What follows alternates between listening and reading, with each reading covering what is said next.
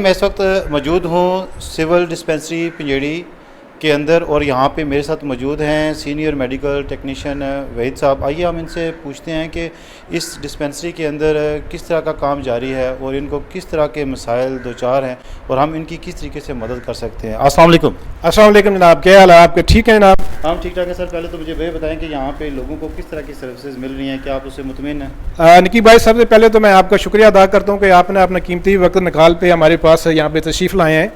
तो चूँकि आपका एक बड़ा नाम है यूके में, आपका जो न्यूज़ है वो बड़ा चलता है, आवाम उसको बड़ी पसंद करती है।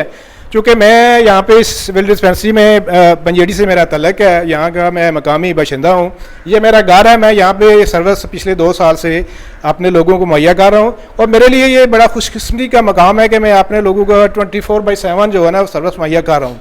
किसी भी लम्हे किसी भी वक्त हमारी जब किसी को ज़रूरत पड़ती है तो इंशाल्लाह हम उनके लिए हम वक्त हाज़िर होते हैं। हमारा जो बेसिकली यहाँ पे जो सेंटर है, ये सिविल डिस्पेंसरी एक बहुत पुराना, मेरी माशाल्लाह 59 ईयर इस वक्त मेरी एज हो गई है।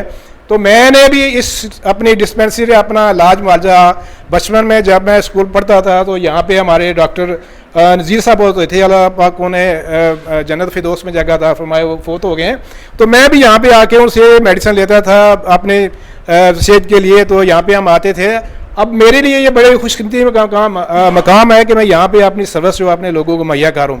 यहाँ पे हमारे लिए कुछ ऐसे मसाइल भी हैं जो मैं कहता हूँ कि आप हमारे जो ओवरसीज भाई हैं जो हमारे यहाँ पे पीएडी से तले रखते हैं, बाहर हैं, उनसे मैं ये गुजारिश करना चाहता हूँ कि एक तो ये कि हमारे हॉस्पिटल में कोई ऐसा गायनी का कोई सिस्टम होना चाहिए कि यहाँ पे हमारे पास कोई LHCs यहाँ पे होनी चाहिए, वो गायनी के मतलब जो हमारे पास वो मेडिसिन होनी चाहिए और 24/7 हम अपने बहनों भाइयों के लिए, बहनों माओं के लिए यहाँ पे वो सर्विस मुहैया कर सकें ताकि उन्हें दूर दराज सेंटर पे ना जाना पड़े। वो ताकि वो बाहर जाती हैं तो ज़ाहिर उनके प्रॉब्लम होते हैं, मसाइल होते हैं, उन्हें तकलीफ़ उठाना पड़ती है। तो मैं उम्मीद करता हूँ कि यहाँ पे उस मेडिसिन के सिलसिले में और गायनी का जो सिस्टम है उसके सिलसिले में हमें कुछ 1-2 कमरे की ज़रूरत है, वो भी हमें बनवा के दे सकते हैं, तो हमें LHV भी मुहैया हो सकती है, तो यहाँ पे यार सारा सिस्टम जो है ना वो चल सकता है। अच्छा, मुझे ये बता दीजिए कि आपके पास ऐसा कौन सा डॉक्टर अगर यहाँ पे बैठे तो आप समझते हैं कि यहाँ की आवाम जो जातला चली जाती है, मीरपुर जाती है या दूर दराज इलाके में चली जाती है अपना इलाज कराने के लिए, कि उनकी जो ये सफ़र है, ये दूरी है, ये कम हो जाए? बेसिकली आजकल तो बेशुमार बीमारियां हैं जो हर बंदा किसी न किसी बीमारी में मुबतला रहता है। तो होना तो ये चाहिए कि वैसे आजकल हमारा जो बेसिक हेल्थ यूनिट है उसमें हमारा एक सिविल मेडिकल ऑफिसर बैठता है।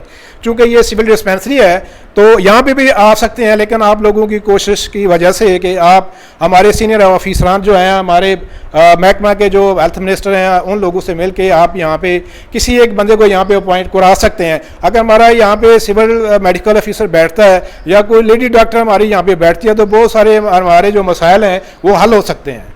मैंने देखा है गायनाकोलॉजिस्ट को लेके यहाँ पे बहुत सारे मसाइल हैं, क्या आप उसकी किस हद तक सर्विस प्रोवाइड कर रहे हैं और अगर प्रोवाइड कर रहे हैं तो आपको किस किस्म की मुश्किलात आ रही हैं? देखिए, हमारे पास तो फ़िलहाल तो हमारे पास एक दाया है। इस सिलसिले में जो कोई भी हमारी को बहन या माएँ हमारे पास आती हैं तो जो उनका जो छोटा मोटा मसला प्रॉब्लम है वो तो हम इंशाल्लाह उनको चेक करवा के यहाँ पे उनको हल करा सकते हैं। लेकिन अगर उससे कोई बढ़ के हो सकता है तो फिर हम उस मरीज़ को आगे रेफ़र कर सकते हैं, उसका मुकम्मल हमारे पास ट्रीटमेंट जो वो नहीं है।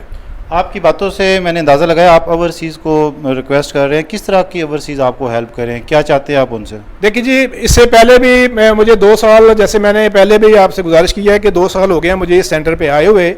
मैंने इस सेंटर पे आके बेशुमार अपने इस सेंटर के मुतल्लिक़ जो काम है वो मैंने करवाए हैं। ये खालिद भाई मेरे साथ थे, राजा अज़हर साहब, हवालदार अज़हर साहब, माशाल्लाह इनकी बहुत कंट्रीब्यूशन है हमारे साथ। हमारे ओवरसीज़ जो भाई हैं उन्होंने मेरे साथ बहुत तावन किया है। जब भी मैंने उन्हें कोई काम के सिलसिले में कोई ड्यूटी लगाई है, यहाँ पे हमारे जो इस पंजेड़ी के जो हमारे मुखैर आज़ाद हैं उनसे भी मैंने बात की है, तो उन्होंने बढ़ चढ़ के मेरे साथ हर काम के सिलसिले मेरे साथ उन्होंने तावन किया है। अब मैं यही चाहता हूँ कि हमारा ये जो सेंटर है ये हम सब की पहचान है, हमारी ये इज़्ज़त है, ये हमारा अपने गाँव का एक सेंटर है। मैं चाहता हूँ इसको एक ऐसा मिसाली सेंटर बना दिया जाए ताकि आइंदा आने वाली नस्लों के लिए, आइंदा आने वाले लोगों के लिए, हमारे बच्चों के लिए एक मिसाली सेंटर जो बन जाए। मुतालबात बता दीजिए ताकि किस तरीके से वो उसके कौन सा ऐसा काम है जिसमें ओवरसीज़ आपको फंडिंग करें तो आप वो करेंगे? देखिए सबसे ज़रूरी तो ये है कि हमारी जो बिल्डिंग है ना इसको ज़रा थोड़ा ओवरडेट कराने की थोड़ी ज़रूरत है। एक आध एम्बुलेंस इस हमारे इलाके इस पंजेड़ी में या इस सिविल डिस्पेंसरी पंजेड़ी में उसका होना लाजमी है, क्योंकि यहाँ पे बेशुमार लोग बीमार होते हैं, इमरजेंसी हो जाती है तो जातला से या कहीं और से फिर हमें वो एम्बुलेंस मंगवानी पड़ती है।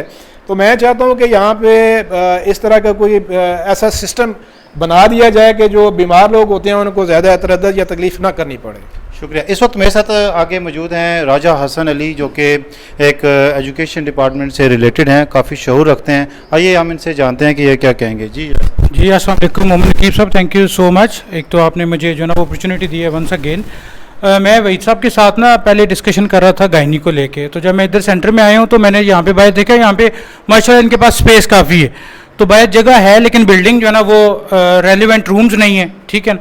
तो इसमें जब मैंने बात इनसे की है कि गायनी का सेंटर हमारे पास, तो इन्होंने मुझे बताया कि हमारा जो है ना रूरल हेल्थ में वो सर्विसेज दे रहे हैं, लेकिन वो अगेन 24 आवर उसकी सर्विस नहीं है, और गायनिकोलॉजिस्ट लेडी डॉक्टर नहीं है यहाँ पे, और स्किल्ड लेडी डॉक्टर होनी चाहिए। ये बहुत आप कहें ना कि ये वो कोर जो प्रॉब्लम है ना, ये बेसिक जो सबसे ज़रूरी ये एक अहम इशू, और इसके ऊपर जो है ना वो तवज्जो देने की ज़रूरत है, चाहे हमारे ओवरसीज़ हैं चाहे हमारी कंसर्निंग अथॉरिटीज़ हैं, उनको इसको देखना चाहिए, ठीक है। एक तो ये बात है।